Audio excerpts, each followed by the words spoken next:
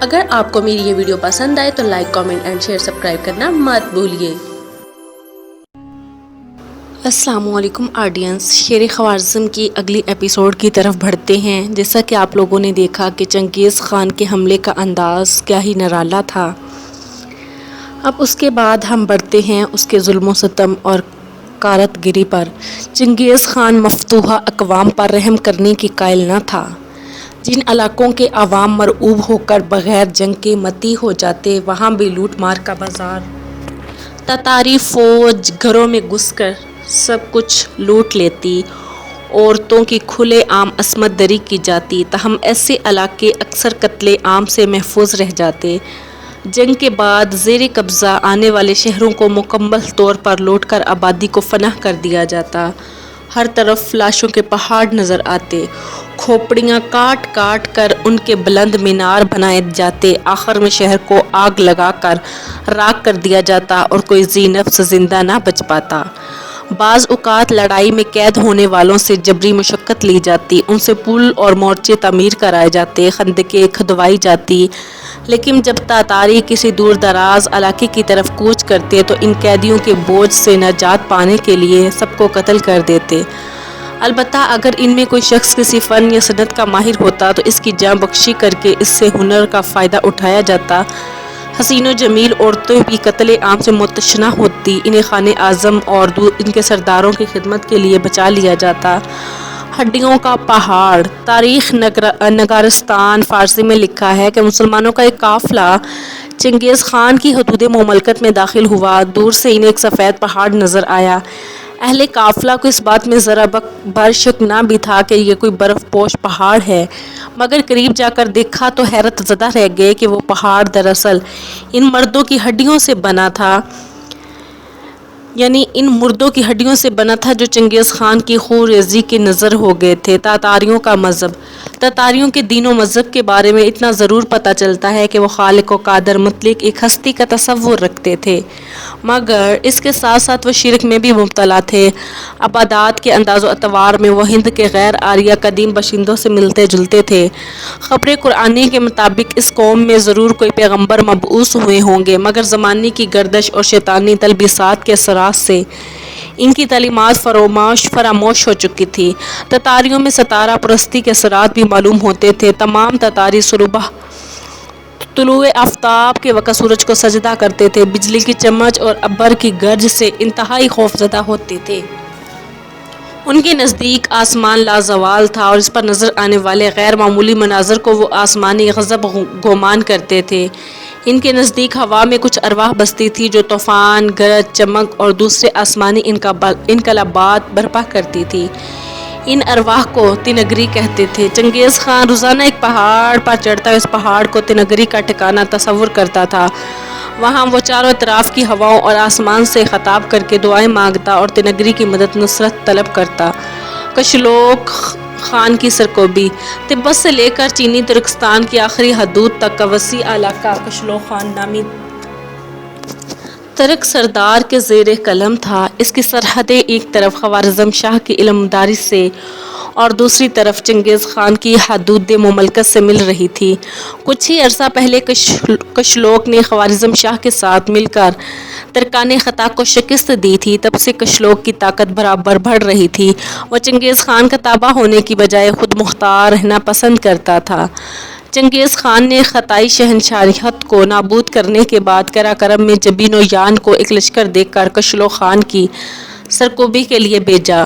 یہاں سطح مرتفع پامیر پر جبین و یان نے ایک طویل جنگ کے بعد کشلوق خان کی قوت ختم کر کے اس کا سر کاٹ کر چنگیز خان کے پاس بھجوا دیا۔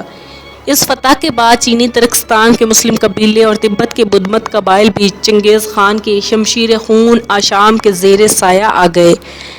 اب اس کی سرحدیں 1200 میل چوڑی کوہستانی پٹی کے فرق کے ساتھ دنیا اسلام کے ساتھ مل چکی تھی۔ آس پاس کی مسلم آبادیت کے تاجروں کی آمد و رفت نے ان دو مختلف تہذیب و تمدن والی قوموں کو ایک دوسرے کے احوال سے آگاہ کیا۔ جب چنگیز خان نے ان تاجروں سے خوارزم، بغداد، مصر اور ہندوستان کے حالات سنے تو اسے اندازہ ہوا کہ ابھی اس کی شہ سواری کے لیے ایک اور وسیع میدان باقی ہے۔ چین کے مسلمان۔ چین کے مغربی حصوں میں مسلمانوں کی بھی ایک بڑی تعداد آباد تھی۔ یہ وہ لوگ تھے جن کے آباء و اجداد عرب ممالک اور ماوراء النہر سے آنے والے مسلم تاجروں کی لسانی و عملی تبلیغ سے متاثر ہو کر صدیوں پہلے دین حق قبول کر چکے تھے۔ چین پر چنگیز خان کے تسلط کے بعد یہ لوگ بھی اس کے رعایا بن گئے تھے۔ ان میں سے بہت سے اب بھی تجارت کی غرض سے مسلم ممالک کا سفر کرتے رہتے تھے۔ یہ لوگ عربی، فارسی اور ترکی زبانیں خوب جانتے تھے۔ چنگیز خان مفتوحہ قوموں کے ہر طبقے سے اس کی استعداد کے مطابق کام لینے کا ماہر تھا۔ چنانچہ ایسے کئی مسلمانوں کو اس نے اپنے دربار میں ترجمان کی حیثیت سے جگہ دی۔ بعض مسلمانوں کو اس نے بیرون ملک اپنے سفارتی وجود کے ساتھ روانہ کیا۔ بہت سے ایسے بھی تھے جن کو تجارت کی غرض سے دیگر ممالک کا سفر کرنے کی ترغیب دی گئی اور یہ تنبیہ بھی کر دی گئی کہ وہاں اپنے کان اور آنکھیں خوب کھلے رکھیں اور وہاں کے حالات کی اطلاعات بھجواتے رہیں۔ گویا تاجروں کے روپ میں جاسوس تھے۔ چونکہ یہ مسلمان چنگیزی شمشیر کے نیچے دب کر بالکل بے بس ہو چکے تھے، ان کے اہل و عیال کی زندگیاں تاتاریوں کے رحم و کرم پر تھی، لہٰذا اپنے آپ کو مجبور تصور کرتے ہوئے یہ لوگ دربار قراقرم سے جاری کردہ ہر حکم کو بجا لاتے۔ اس بات سے انہیں کوئی سروکار نہ تھا کہ دربار قراقرم کے لیے ان کی خدمات عالم اسلام کے حق میں کیا نتائج پیدا کریں گی۔ ضروری وضاحت: چنگیز خان کا اصل قبیلہ، جیسا کہ آپ اس باب کے شروع میں پڑھ چکے، مغل تھا، مگر مسلم مورخین نے اکثر ان کے لیے التتر کا لفظ استعمال کیا ہے۔ اس لیے ہم نے بھی اس کتاب میں اکثر مواقع پر اس قوم کو تاتاری کے لفظ ہی سے تعبیر کیا ہے۔ اس کے بعد آگے بڑھتے ہیں۔ چوتھا باب سٹارٹ ہو جاتا ہے جو شہزادہ جلال الدین یقین میں ہے کم عمل پہ ہیں محبت فاتح عالم، جہاد زندگانی میں ہے یہ مردوں کی شمشیریں۔ شہزادہ جلال الدین کی پیدائش۔ جب چنگیز خان ایشیائے بلند پر اقتدار کے پنجے گاڑ رہا تھا، تقدیر ازلی خوارزمی ایوان میں اس مجاہد کو وجود بخش رہی تھی جو مستقبل میں اس جہاں کی فاتحہ کا سب سے بڑا حریف ثابت ہونے والا تھا۔ جلال الدین محمد کی بےتابانہ دعائیں قبول ہوئی اور اسے بارگاہ حق سے ایک بیٹا عنایت ہوا جسے تاریخ جلال الدین کے نام سے جانتی ہے۔ تاریخ پیدائش کسی کتاب میں مذکور نہیں دیکھی گئی، البتہ قرآن سے اندازہ یہ ہوتا ہے کہ تاج خوارزم کا یہ گرہ مایا موتی 6 صدی ہجری کے آخری عشرے میں یا اس سے چند سال قبل سیپ عدم سے عالم وجود میں آیا۔ سلطان جلال الدین محمد کی متعدد بیگمات تھیں، ان میں سے جس خوش قسمت خاتون کے بطن سے جلال الدین کی ولادت ہوئی وہ ہندی نژاد تھی۔ جلال الدین محمد کے ہاں اس سے قبل کوئی نورینہ اولاد نہ تھی۔ جلال الدین کے بعد اس کے ہاں دیگر 3 بیگمات سے 4 بیٹے ہوئے جن کے نام تواریخ میں رکن الدین، غور شاہ، قطب الدین ازلاق سلطان، غیاث الدین پیر شاہ اور آگ سلطان مذکور ہیں۔ قطب الدین ازلاق اپنی دادی ترکان خاتون کا چہیتا ہونے کے باعث سب سے لاڈلا تھا۔ غیاث الدین خوبرو تھا مگر معمولی عقل و فہم کا مالک اور کسی قدر مغرور اور بے مروت تھا۔ البتہ رکن الدین غور شاہ غایت حسن و جمال کے ساتھ ساتھ شجاعت اور رحمدلی کے اوصاف سے بھی بہرور تھا۔ شہزادہ جلال الدین کو اپنے بھائیوں اور بہنوں سے بہت محبت اور پیار تھا، خاص کر اپنی سوتیلی بہن شہزادی خان سلطان سے اسے بے حد تعلق خاطر تھا۔ شہزادی بھی بھائی کے عمدہ خصائل کی گرویدہ تھی۔ تعلیم و تربیت کا زمانہ۔ شہزادہ جلال الدین نے جس طرح بہنوں اور بھائیوں کے لیے ایک مشفق بھائی ہونے کا ثبوت دیا، اسی طرح ہمیشہ اپنے والدین کے حد درجے بے تابعداری کا مظاہرہ کیا۔ جلال الدین کی ماں ایک مہربان، غیور، دلیر اور بلند ہمت خاتون تھی۔ جلال الدین کی اطاعت اشعاری اور حسن کردار پر اسے فخر تھا۔ اپنی سوتیلی ماؤں کے ساتھ بھی جلال الدین نے ہمیشہ حد درجہ ادب کا برتاؤ کیا اور انہیں کبھی شکایت کا موقع نہ دیا۔ جلال الدین محمد خوارزم شاہ اپنی اولاد کی تربیت کے معاملے میں بڑا سخت تھا، مگر جن پابندیوں کو دوسرے شہزادے بتکلف برداشت کرتے رہے، جلال الدین نے انہیں بصر و چشم قبول کیا۔ باپ کے ساتھ جلال الدین کا وفادارانہ تعلق مثالی تھا اور خود خوارزم شاہ بھی اپنے اس بیٹے کی قابلیت، حسن کارکردگی اور اعلیٰ صلاحیتوں کا معترف تھا۔ اپنے بیٹوں کی سپاہیانہ تربیت کے لیے خوارزم شاہ کے زمانے کے نامور ماہرین حرب کی خدمات حاصل کی تھی۔ اس کے ساتھ ہی ساتھ وہ ان کی تعلیم سے بھی غافل نہ تھا۔ اس نے اپنے عہد کے مانے ہوئے علماء کرام کو شہزادوں کی تعلیم پر مقرر کیا۔ امام راضی رحمۃ اللہ علیہ سے شرف تلمذ۔ اور یہ شرف تلمذ ایسا تھا جو 203 ہجری میں اپنے وقت کے مرجع خلائق نامور مفسر متکلم اور فلسفی علامہ امام فخر الدین رازی رحمۃ اللہ خوارزم تشریف لائے اور گنج کی جامعہ کی صدارت کے علاوہ شہزادوں کے اتالیق بھی مقرر ہوئے۔ امام صاحب اس سے قبل سلطان شہاب الدین غوری کی قلمرو میں عوام و خاص کو اپنی خدمات سے مستفیض کر چکے تھے۔ ہندوستان پر اپنی آخری یلغار کے وقت امام صاحب غوری لشکر میں نمازوں کی امامت فرماتے اور درس قرآن دیتے۔ ان کے درس پہ سپاہیوں کے علاوہ ہر علاقے کے مقامی باشندے بھی بڑی تعداد میں شریک ہوتے تھے۔ حسن بن صباح کے فدائی عام مسلمانوں کے بھیس میں ان مجالس میں بڑھ چڑھ کر شریک ہوتے اور امام رازی رحمۃ اللہ علیہ کے آس پاس نظر آتے۔ ایک رات درس میں شریک ہونے والے 10 فدائی موقع پا کر سلطان شہاب الدین غوری پر حملہ آور ہو گئے اور انہیں شہید کر ڈالا۔ حملہ آوروں میں سے بعض پکڑے گئے۔ افسران نے پہچان لیا کہ یہ امام صاحب کے شرکاء درس ہیں۔ یہ خیال زور پکڑ گیا کہ امام صاحب رحمۃ اللہ علیہ کے امام پر ہی یہ حملہ کیا گیا ہے۔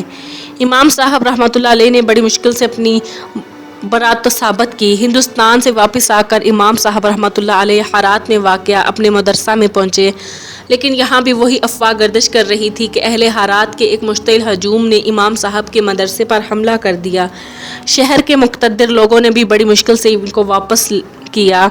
ہرات کے حالات ناسازگار دیکھ کر امام رازی رحمۃ اللہ رخت سفر باندھ کر خوارزم روانہ ہو گئے۔ علال الدین محمد خوارزم شاہ بہت پہلے سے امام رازی رحمۃ اللہ علیہ کی وسعت نظر سے متاثر تھا اور اس کی شدید خواہش تھی کہ ایسے نابغہ روزگار بزرگ سے شرف صحبت بخشے۔ امام رازی رحمۃ اللہ علیہ کی آمد پر اس کی خوشی دیدنی تھی۔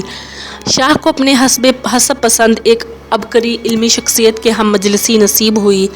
عوام کو ایک دردمند حق گو عالم دین کے مواد سے استفادہ کرنے کا موقع ملا۔ شہزادوں کو بھی اس بات کی مسرت تھی کہ انہیں ایک فقید المثال استاذ کا شرف تلمذ نصیب ہو رہا ہے۔ ابن خلقان کی روایت کے مطابق امام رازی رحمۃ اللہ علیہ سلطان تکش کے زمانے میں بھی خوارزم آئے تھے اور علال الدین محمد کے جو اس وقت شہزادہ تھا استاد مقرر ہوئے تھے۔ اس لیے علال الدین محمد نے اپنے دور حکومت میں انہیں اپنی سلطنت میں وہ مقام دیا جو کسی کو حاصل نہ تھا۔ امام رازی رحمۃ اللہ علیہ بعض اوقات سلطان علال الدین محمد کو ڈانٹ بھی دیتے جسے وہ برداشت کیا کرتا تھا۔ امام رازی رحمۃ اللہ علیہ کی مجالست میں گزرنے والے ایام شہزادہ جلال الدین کے لیے زندگی کا حسین ترین باب تھے۔ ان دنوں وہ عنفوان شباب کی منزل میں قدم رکھ چکے تھے۔ اس عمر میں طبائع کنت نئی دلچسپیوں کی تلاش ہوتی ہے۔ امیرزادوں اور شہزادوں کی رنگ رلیاں نت نئے جوبن دکھاتی ہیں، مگر جلال الدین کی طبیعت کو اپنی منزل، اپنے مقصد زندگی اور اس کے لاہ عمل کی تلاش تھی۔ امام رازی رحمۃ اللہ علیہ کی صحبت نے ان پر زندگی کے اسرار کھولے، انہیں ان حقائق سے روشناس کرایا جو محض عقل سے نہیں خریدے جا سکتے، بلکہ ان تک رسائی کے لیے وحی الہی کی روشنی درکار ہوتی ہے۔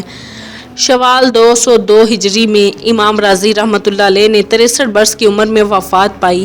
عام خیال یہ تھا کہ باطنیوں نے ان کے کھانے میں زہر ملا دیا ہے۔ شہزادہ جلال الدین کی حیات کا ایک مختصر لیکن اہم باب بند ہو گیا۔ عوام اپنے مسلح سے اور طلبہ اپنے معلم سے محروم ہو گئے۔ شہزادوں کی تعلیم و تربیت کا سلسلہ دیگر وسائل سے جاری رہا، مگر امام رازی رحمۃ اللہ علیہ جیسا استاذ پھر نہ مل سکا۔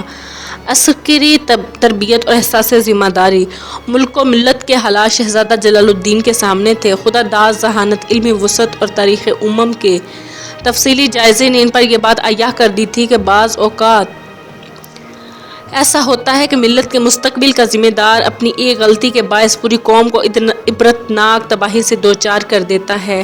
شہزادہ جلال الدین کو سلطان علال الدین محمد کا بڑا بیٹا ہونے کے ناطے سلطنت کا ولی عہد سمجھا جاتا تھا۔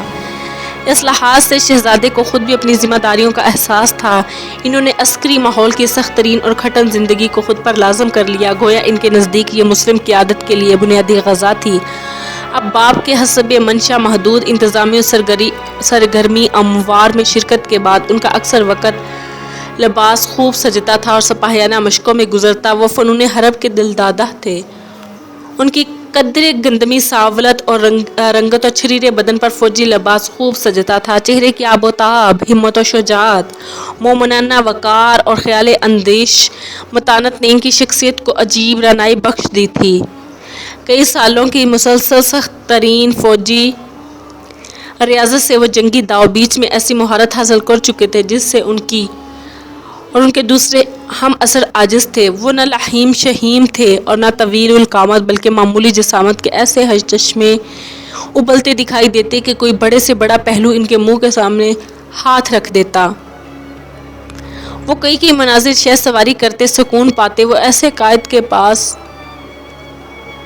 تصور سے نفرت کرتے تھے جو اپنے قوم کے معرکہ کار راز میں جھونک کر خود چین کی بانسری خوز ان کے گرویدہ تھے. فوج کے بڑے بڑے نامور افسران ولی عہد کے صلاحیتوں کے گن گاتے تھے. خوارزم شاہ کے ایوان میں حاضر باش سلجوقی، غوری اور دوسرے نامی گراجی اور اس کے علاوہ جلال الدین پر جان چھڑکتے تھے. دوسرے شہروں کے امراء اور سالاران فوج جب اورگنج آتے تو خوارزم شاہ کے بعد ان کی نگاہوں کی محور جلال الدین کی ذات ہوتی. جلال الدین کی سیاسی مخالفین اس عمومی مقبولیت کے باوجود جلال الدین کے مخالفین بھی کم نہ تھے. قبچائی ترکوں کا سارا قبیلہ جو فوج کا ایک طاقتور عنصر تھا، جلال الدین کی بجائے شہزادہ قطب الدین ازلاق کا حامی تھا اور اسے خوارزم کے تخت و تاج کا بہت گہرا اثر تھا اور وارث قرار دیتا تھا. چونکہ انتظامی امور محمد خوارزم شاہ اور اس کی والدہ ترکان خاتون میں اختلاف ہو جاتا تھا اور اس کی والدہ قبچائی ترک قبیلے سے تعلق رکھتی تھی، لہٰذا اس قبیلے کے امراء اور سالاران فوج خوارزم شاہ کو بھی ناپسند کرتے تھے اور جلال الدین کو بھی، اور ان کے خلاف سازشوں میں مصروف رہتے تھے. لہٰذا اس قبیلے کے امراء اور سالاران فوج خوارزم شاہ کو بھی ناپسند کرتے اور جلال الدین کو بھی، اور ان کے خلاف سازشوں میں مصروف رہتے تھے. خوارزم شاہ بھی ان حرکتوں اور عزائم سے باخبر رہتا تھا. کئی بار اس نے یہ طے کیا کہ اس سرفرے گروہ کو کچل ڈالے، مگر ہر بار جلال الدین کی سفارش کے باعث ان کی جان بچ جاتی. خانہ جنگی کے ہولناک خدشات، خطرناک عواقب اور بردارکشی کے نقصانات سے اپنے باپ کو آگاہ کر کے شہزادہ جلال الدین نے ان بے شمار مسلمانوں کو شاہی تلوار سے بچائے رکھا. حقیقت یہ ہے کہ ملک و قوم کی وسیع تر مفاد میں شہزادہ جلال الدین اپنے مخالفین سے بھی حسن سلوک کے لیے تیار ہو گئے تھے. یہی مقصود فطرت ہے، یہی رمز مسلمانی، اخوت کی جہانگیری، محبت کی فراوانی. اس کے بعد 5واں باب شروع ہو جاتا ہے. خطرات. 2 حوادث. چھپا کر آستین میں بجلیاں رکھی ہیں گردوں نے، انادل باغ کے غافل نہ بیٹھے آشیانوں میں. وطن کی فکر کر نادا، مصیبت آنے والی ہے، تیری بربادیوں کے مشورے ہیں آسمانوں میں. شہزادہ جلال الدین اس عظیم الشان مملکت کے ولی عہد تھے جس کی حدود بحیرہ خزر سے لے کر ساحل سندھ تک پھیلی ہوئی تھی، جس کی جنگی آزما افواج اور ناقابل یقین شکست اور وسائل غیر محدود تھے. ان حالات میں تخت و تاج کا یہ سلسلہ آنے والے ایام کو اپنی خوش قسمتی اور بلند اقبالی کے نئے دور کی طرف لے جا کر جائے گا.